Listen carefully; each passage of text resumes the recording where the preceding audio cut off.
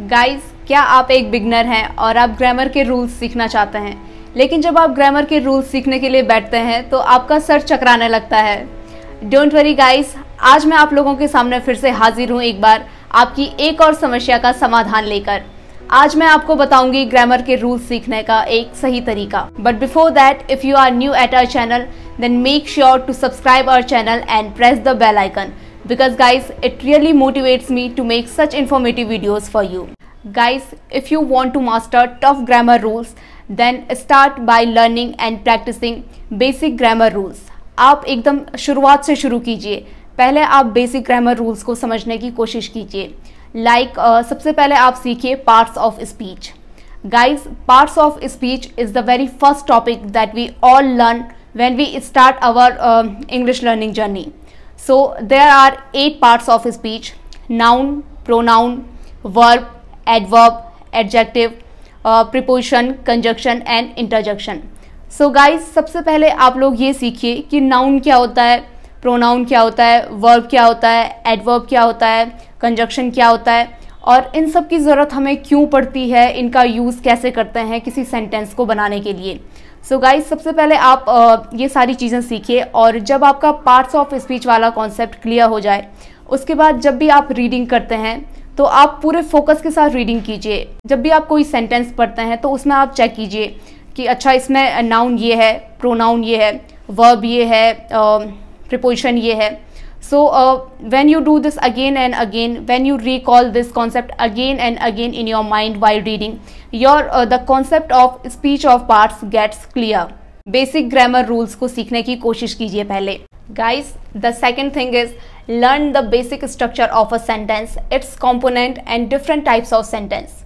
A sentence is made up of word.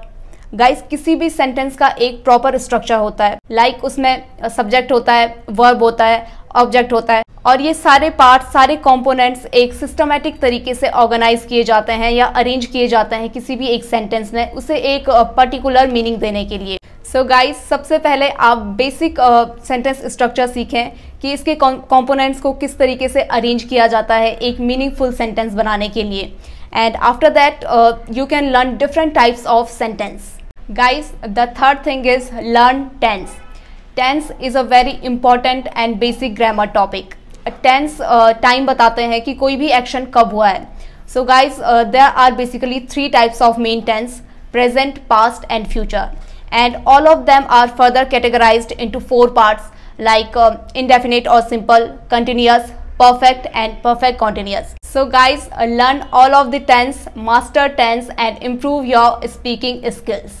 So guys, इस तरह से आप धीरे धीरे करके अपने सारे बेसिक कॉन्सेप्ट्स क्लियर करें ग्रामर में एंड फिर आप धीरे धीरे एडवांस टॉपिक्स की ओर मूव ऑन कर सकते हैं। इससे आपको एडवांस टॉपिक को समझने में थोड़ा आसानी होगी, आपको बर्डन फील नहीं होगा बिकॉज आपकी बेसिक कॉन्सेप्ट सारे क्लियर हो चुके हैं।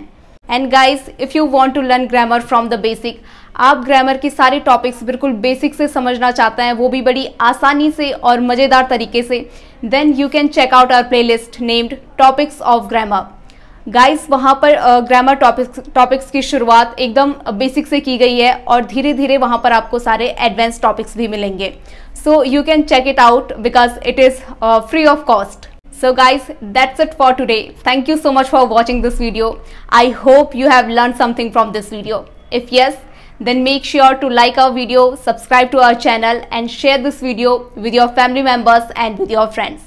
We will meet in next session. Till then, bye bye and keep practicing.